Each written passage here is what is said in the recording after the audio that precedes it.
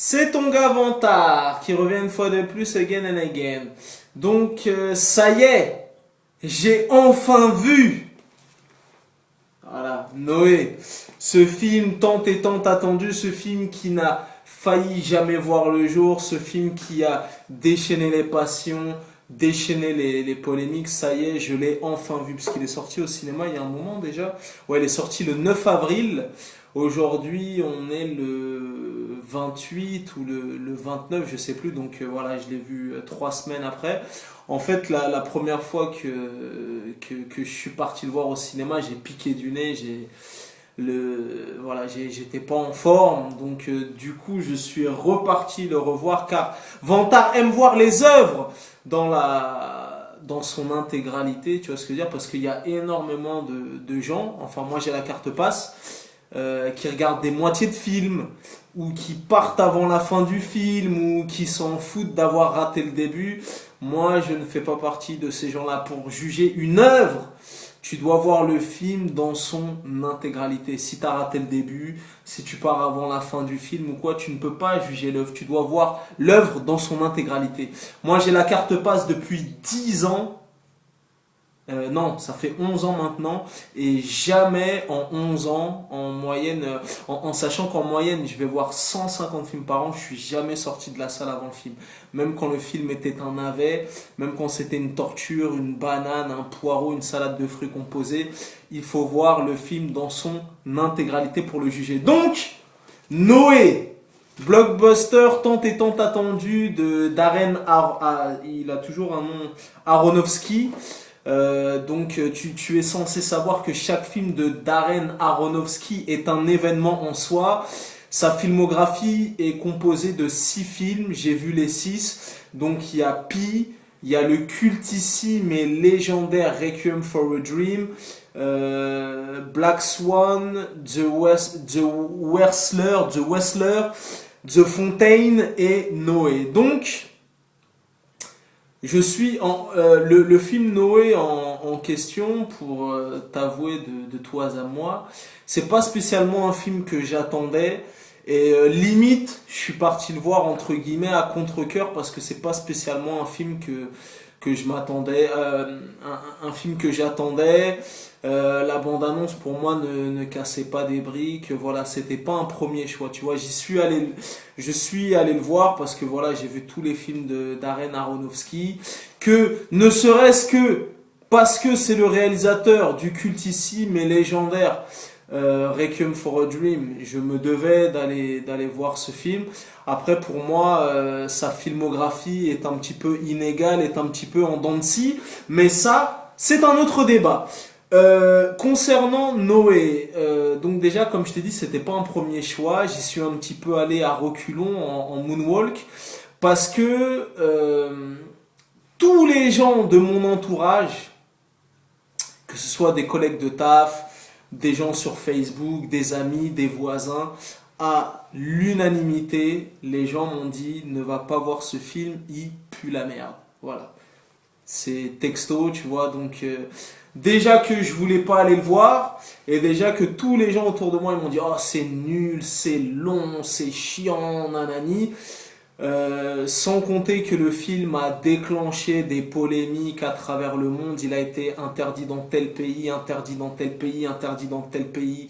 J'ai lu des thèses comme quoi le film était un film de propagande pour faire croire que Dieu n'existait pas, je sais pas quoi et tout. Donc je t'explique même pas dans quel état j'étais conditionné avant d'aller le voir, en sachant que de toi à moi c'était pas un premier choix et que je comptais pas spécialement aller le voir. J'y suis allé par la force des choses et parce que j'ai la carte passe et voilà. En tout cas, c'était pas un premier choix. Tu vois, limite je me suis mis la pression pour aller le voir. Et au final, à l'arrivée, ben écoute, Vantard en mode seul contre tous.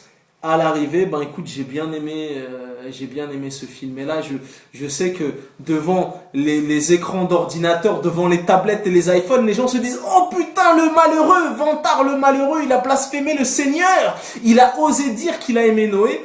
Eh ben oui, je te le dis et je te le répète, j'ai bien aimé ce film.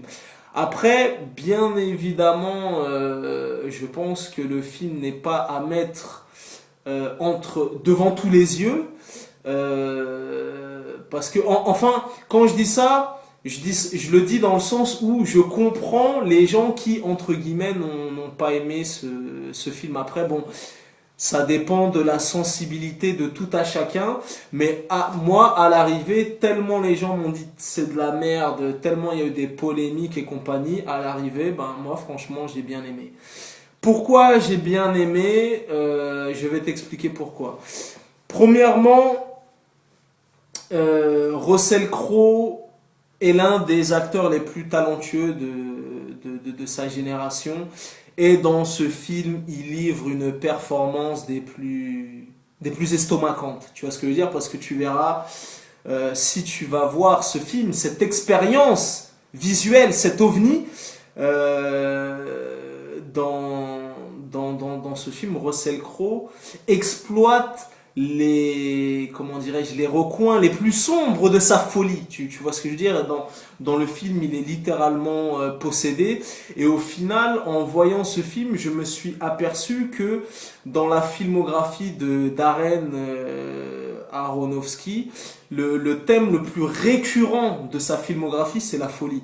Que ce soit dans Requiem for a Dream, Pi, The Fountain, toute sa filmographie, ça part dans la folie, dans la transe, dans les bails de junkie, de drogue,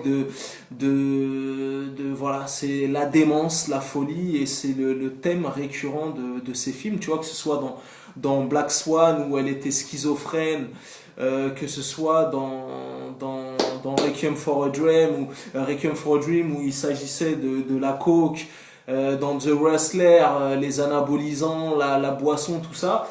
La folie, c'est le thème récurrent de Darren Aronofsky.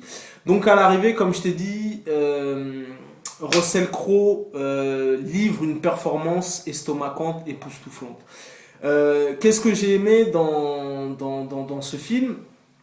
Darren Aronofsky retrouve Clint Mansell, celui qui avait fait la bande originale du film cultissime et légendaire Requiem for a Dream. Tu vois, même des années après, presque 10 ans, 15 ans, tous les reportages de M6, tous les reportages de TF1, tous les reportages de France et de Navarre, ils utilisent encore la musique culte de ce film culte Requiem for a Dream. Donc, Clint Mansell a livré une bande originale, un score magnifique pour ce film Noé. Dans ce film Noé, on retrouve aussi Jennifer Connelly qui était déjà au générique du cultissime Requiem for a Dream. On retrouve aussi Emma Watson qui est vraiment convaincante et qui se détache de plus en plus de son rôle de Harry Potter. Voilà, et qu'est-ce que j'ai aimé dans ce film? Bon, c'est un blockbuster, mais c'est un blockbuster biblique. C'est un blockbuster métaphysique. Voilà, on va dire que Darren Aronofsky revisite Noé, il le remixe à sa sauce en version Mad Max, en version post-apocalyptique. Tu vois ce que je veux dire? Il s'est donné quelques libertés.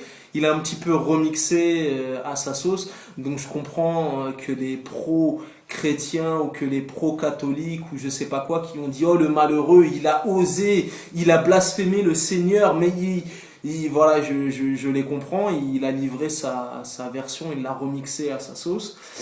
Et à l'arrivée, ça donne un film pas trop mal, avec des effets spéciaux des fois un peu kitsch.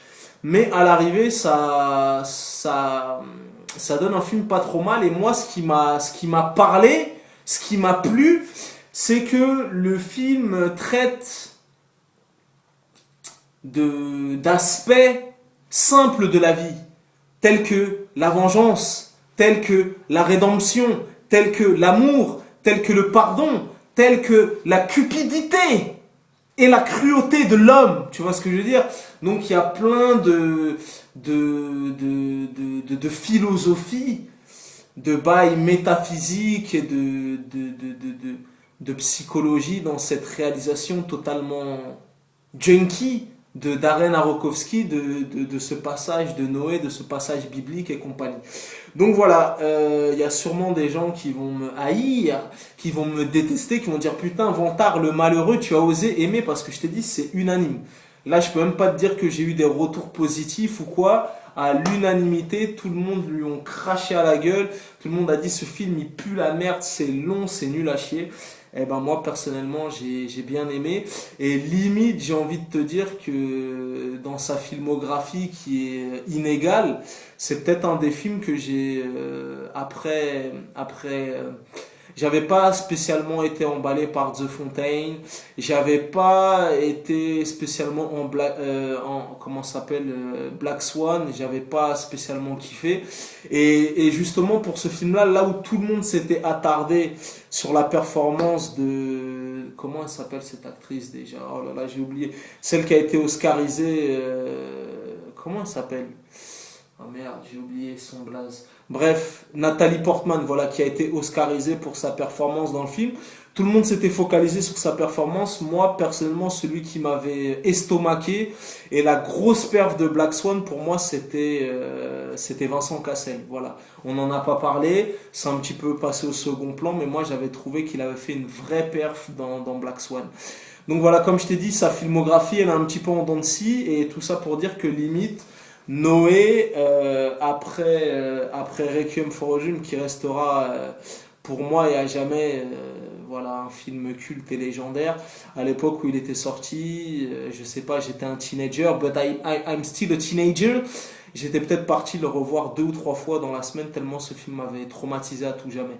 Et en fait, je pense que Darren Aronofsky, au même titre que Mathieu Kassovitz, pour moi, pour faire le parallèle, Darren Aronofsky avait frappé tellement fort avec Requiem for a Dream, tu vois, il avait vraiment tapé fort, que ce soit au niveau de la mise en scène, de la musique, il avait vraiment rapporté un nouveau souffle, une nouvelle vibe, tu vois ce que je veux dire. Et ce film-là, il en a estomaqué plus d'un, tu vois, c'est un film culte. Et Vincent Cassel, pareil, il me semble que les deux, d'ailleurs, c'était leur deuxième film. Il me semble que Vincent Cassel avait fait un premier film qui s'appelait Métis, et son deuxième film, c'était La Haine. La Haine qui avait reçu le prix de la mise en scène à Cannes, et il avait frappé fort, il avait frappé très très fort. Et pour moi, ces deux réalisateurs, c'est un petit peu des réalisateurs maudits. Euh, Ils avaient frappé tellement fort avec ces deux films cultes respectifs. Tu vois, par exemple, il y a des réalisateurs, ils ont des films cultes au bout de 5 films, au bout de 8 films, 10 films, 12 films, ou peut-être même des réalisateurs qui n'ont jamais de films cultes, qui peuvent faire du cinéma pendant 10 ans, 20 ans, 30 ans et qui n'arrivent pas à avoir un film qui est élevé au statut de film culte. Et pour moi, ces deux réalisateurs sont des réalisateurs maudits car après, leur filmographie a été un petit peu en dents de scie. Et vu qu'ils ont balancé tous les deux des films cultes, à chaque film, les gens les attendaient au tournant. Tu vois ce que je veux dire? Donc, ils avaient mis tellement la pression qu'après, ben voilà, les filmographies étaient un petit peu inégales. On allait toujours comparer aux films cultes qu'ils allaient balancer. Et pour moi, Darren Aronofsky et Mathieu Kassovitz, ils n'ont jamais réussi à retrouver le panache et à retrouver le côté culte dans la suite de leur filmographie, tu vois ce que je veux dire? Donc voilà, tout ça pour dire que Noé, après Requiem for a Dream, et ben, je pense que de la filmographie de ce même mec, c'est mon film préféré de sa filmographie après Requiem for a Dream. Donc voilà, je sais pas si je peux me permettre de te le recommander, peut-être voilà, après c'est chacun sa sensibilité, en tout cas moi ça m'a parlé, il y a vraiment des aspects philosophiques, métaphysiques, des punchlines sur l'amour, la rédemption, le pardon, l'amitié, la fraternité, la cupidité, la cruauté de l'homme, voilà, moi il y a vraiment beaucoup d'aspects philosophiques, métaphysiques, psychédéliques, tout ce que tu veux, qui m'ont parlé dans ce film. Et voilà, donc si tu as envie de t'y risquer, voilà, moi je te conseille d'aller le voir. Après, bon ben, si tu es dans une vibe marketing, je te le déconseillerais parce que voilà, je comprends les gens qui ont investi, qui ont payé leur place de cinéma 12 euros et qui à l'arrivée ont été déçus ou n'ont pas compris le propos du film ou qui s'attendaient à un blockbuster post-apocalyptique à la Jerry Bruckheimer ou à la comment ça s'appelle ou à la merde ou à la Roland Emmerich ou à la Wolfgang Petersen qui ont été déçus voilà parce que c'est un malgré que ce soit un blockbuster et que le budget de ce film il me semble que c'est 125 millions de dollars, c'est un anti-blockbuster, c'est un blockbuster mais à la à la patte Darren Aronofsky. Donc en allant le voir, sûrement des gens vont se dire mais pourquoi il fait ça, mais je comprends pas, mais il est fou, mais voilà. Je pense que Darren Aronofsky, c'est un écorché vif, c'est un réalisateur qui mourra incompris. En tout cas, je le soutiens dans sa cause d'artiste incompris. Voilà. C'était ton gars Vantard, tu connais ce dicton légendaire, les goûts et les couleurs, ça ne se discute pas. Si t'as la vie de Vantard, c'est toujours le bon. Je sais que des gens vont m'insulter, je sais que des gens vont me traiter, mais c'est pas grave, j'assume, je le crie haut et fort. J'ai aimé ce film. Voilà. Peace and love.